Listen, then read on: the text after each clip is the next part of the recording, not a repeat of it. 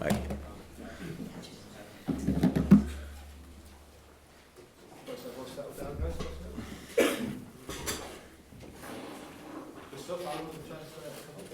I guess we'll see a very different Liverpool team this weekend than we did in the week. Probably. But let me think about it. Yes, there will be a few changes, probably. How pleased are you to get the likes of Alan Lallana back? Oh, I'm happy about each player which is back in training. Adam is training. What's today? Friday. Wednesday? No, Thursday. Right. Yesterday was the first session. Look good, but of course we need to see how he reacts on the intensity of the training. Yesterday it was quite intense for him, I think. Yeah, but all good. Having him back is cool. And good in the fact that you've got a few injuries out as well. So Yeah. Yeah, absolutely. Roberto trained yesterday too. That's important. Still a little bit of pain, but it's painful, but not that serious. In the moment when you can deal with the pain and everything is fine. He's quite a tough guy, and so he came through the session yesterday. Again, I have to see how he reacts. Yeah, that's it. Can I ask you about Sturridge as well? There's some speculation again this morning about his future in January. Do you know what you're doing with this player as far as January is concerned? Is there any truth in that? Funny thing is that you and your colleagues create stories which are no stories, and then you ask me about a story which is no story. But what can I say about this? There's absolutely no idea or no thought to sell any player of the first team squad, actually. So I don't think it would make sense to. So unfortunately, Daniel is not in training until now. That's the thing I'm more concerned about, if you want, than about any rumors, transfer rumors. But I'm prepared for January. Yeah. So for all the things you could ask in January, so will be funny, sure. Your next 3 games, all against teams in the bottom half of the table before you get to the derby and City on New Year's Eve. How big a chance have you got now to build a bit of momentum? Until now, everything is okay, but of course the problem is not where the teams, Bournemouth, West Ham, Middlesbrough, which position I have in the table. But I saw a lot of Premier League games meanwhile, and yeah, I think no doubt Bournemouth is doing really well. Well, unlucky again last week. Maybe should have got penalty. Could have had a result for sure. Yeah, did well. Against strong side, everybody know. West Ham, yeah, struggles in the table, obviously, but there's still a lot of quality, so we should not think about them because of their situation in the table. No, it's about the quality they can bring on the pitch on a good day. Middlesbrough away, I think everybody until now had his problems there. So it's I can't see it as an easy journey, if you want. They all are tough games, but in the moment the good thing is I don't have to think about West Ham and Middlesbrough. The only thing I have to think about is Bournemouth, and how I said they did really well. I saw a lot of games of them this season, and they did well. That's a football playing side, good plan. Eddie Howe is doing a fantastic job there, and they have, of course, the pressure what we all have to win games, but I think it's a club who knows about the difficulty of the league, and so they are cool enough and confident enough to cause each team problems, and we need to find solutions for these problems, I would say, and that's what we try to do since Tuesday. Huge amount of debate this week about young Ben and the impact that he had on the game in midweek. He's not not on his own, is he? Because there's a whole cluster of youngsters coming up through the ranks. Are you getting to the stage now maybe where you can even start to rethink your policy in the next couple of windows? Because these kids could save you a fortune, couldn't they? We don't have to change anything because we never forgot them. That's quite simple. They are involved in all our plans, not only the 3 lads now. I don't know exactly when you stop being a young player, but in my opinion, 22, 23, still a young player, 12, 13 years to go in the career. So we have a lot of these boys in the club, that's right. It's up to us, what I said a lot of times. We need to give them, to create a situation where they can come through, where they are ready in the moment when we use them. And there will be a few ups and downs, for sure, but as long as you are in the right circumstances, in the right club, I would say, then everything will be good at the end. And we have no doubt about the potential of these boys with a little bit of luck, a lot of training, a lot of education and attitude. Yeah. You can get a decent player, I would say. And that's what we are all working on. You take my point, it could avoid you having to go out and spend big money bringing other players in if you've got homegrown players in your academy. Yeah, but probably will happen both. So that we have to buy players and that we bring hopefully some players through. That's how it is. I cannot say now. Okay, the team 2000 and let me say 20 LFC 2020 is only homegrown players. Would be nice, but would be not too nice for the players from the actual squad, which are then still in a good age. So that will and need to be a mixture of all of that. But the first thing, and that's very important, I have no problem to talk about actually, but they have time, but they need the time too. And so it's our job to give them the time they need. When we saw your reaction when Ben scored against Leeds, do you get more satisfaction, more enjoyment working with the younger players and seeing them come through than you do with the senior players? No. As long as a player wants to develop, I don't care a second about his age. So that's not. They're all younger than me, so from my point of view, they're all young lads, and some of them very young, and some of them in the best age, and some of them already in the age where you really can use your experience.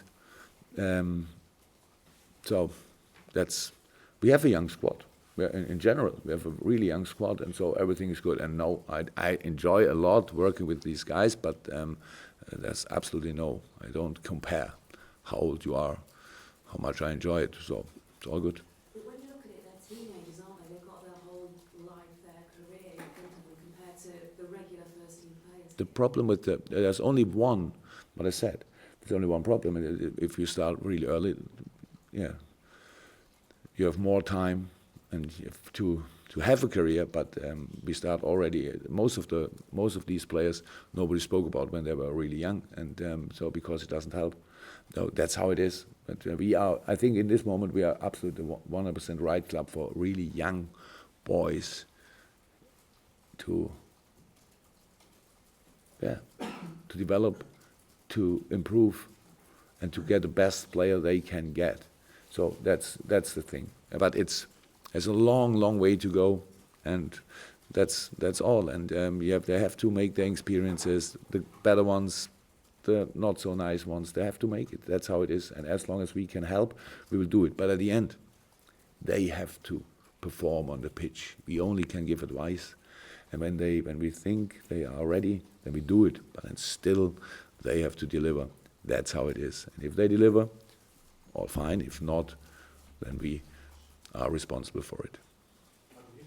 Jurgen, the unbeaten run continues. I think it's 15 games now, and in terms of defensively, just one goal conceded in the last 4. What do you put that improvement down to? Different things. how many goals did we concede until now? 14 in the league. 5 of them in the first 2 games. Since then, 10. I never was worried about the defense, performance, strength, skills.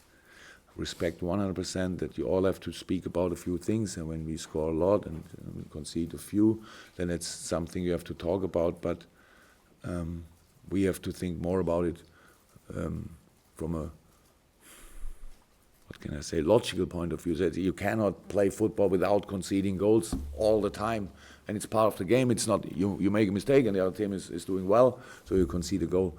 But of course, working longer together helps a lot. But I know that I'm not sure that's in England or here, but you like to put it on one player. Because of him, we didn't concede goals, or because of him. Unfortunately, it would be fantastic if it would work like this, because then you always bring this player all the time and you never will concede a goal anymore.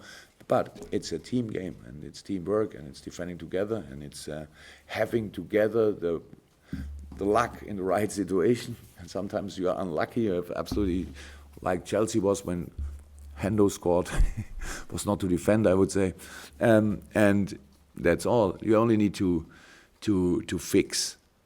It's not easy to create chances against you, and when they create chances, then you need very often after they outplayed you, whatever, but didn't happen too often, then you need individual quality. Centre half, goalkeeper, whatever. That's another point, of course. But until then, you have to defend together, close the spaces together, make it as hard as possible for them to come through. Eddie Howe's been part of a real success story at Bournemouth. I think when he took over for the second time, they were in the lower part of League One. Tranmere were top of League One at the time, see where they are now. And they play fabulous football. What are your thoughts on what you've seen at Bournemouth under Eddie Howe since you came here? Very, very good signs. One of my earlier games in the Capital One Cup. 1-0, we changed a lot. And won this game. But usually it's a clear philosophy to see. It's a clear style to see. The mixture of experienced players and young players is really good. Very, I would say, not the biggest names in world football, but all of them really decent players. When I saw them playing against Arsenal, I thought, like, there's really quality in this team. And counter-attack is good. Football playing is good. Defending is absolutely okay. And as long as they don't have a lot of injury problems, I would say they have a really strong side. And I have no idea exactly how big Bournemouth is as a city, but the stadium is not the biggest one in the world. But it's a nice atmosphere, it's really nice, and I like stories like this. That a club like Bournemouth in a country like England with a lot of traditions in different cities, and everybody's waiting for this club and this club and this club. But there's always this little, I don't know what it means exactly, but like Asterix and Obelix, you know this? Yeah, this little village who can fight back. So that's really a nice story, but it's all about the football side, and they're really strong and difficult to play. Okay, Carl. You just going back to the academy. They're obviously doing a great job with the younger players. How much input do you have into sort of what they're doing there? Meanwhile, a lot in case of that, because Pep is the connection man to the academy, and so yeah, that works really good. That's really good. Not only the talent group each week, every week, when we see them here training, it's a I think a very good conversational level. Even when there are 5 or 6 miles between Kirkby and Melbourne, we are really close together. We respect their work, and as much as we think we have to give, we give advice. But at the end, they will always know their players better than I could know them with a few impressions, which I could meanwhile collect. So that's really good, but that's very important. It's very important for each club in the Premier League or each football club in the world that you trust the people who work with your young boys, and we do this for 100%, and so that's a really good situation in the moment. Can I ask just about Divock, who's come in, scored 2 in 2 games? I mean, that's quite difficult for a striker to come in and make an impact straight away. Was pleased with how he sort of... I think I said it after the Sunderland game, that timing is really important, and you don't have always influence on timing, but in this case it worked really well out, because it was exactly, if you want, 1-2 weeks since the Div is back in shape and race and has the good shape in this moment, and so that was lucky, I would say. So he was ready for this specific moment coming in. I think everybody could see the difference between 1 or 2 substitutions when he came in a little bit earlier. It was not too easy for him, but that's the next thing. When we spoke about the very young lads, he's still 21, and he had not the most match time in the last few months, and he had not, so no rhythm actually, but always working, never moaning. Really, of course, a little bit more confident, a little bit less confident. That's how it is with people in all parts of life. Not the same for him, but I was really happy for him, having this opportunity and being in the shape to use it. It was really nice to see. Can I talk about Shea Yojo? I know you've been out injured with the back injury, with back in training. Is there any time you can expect to see him?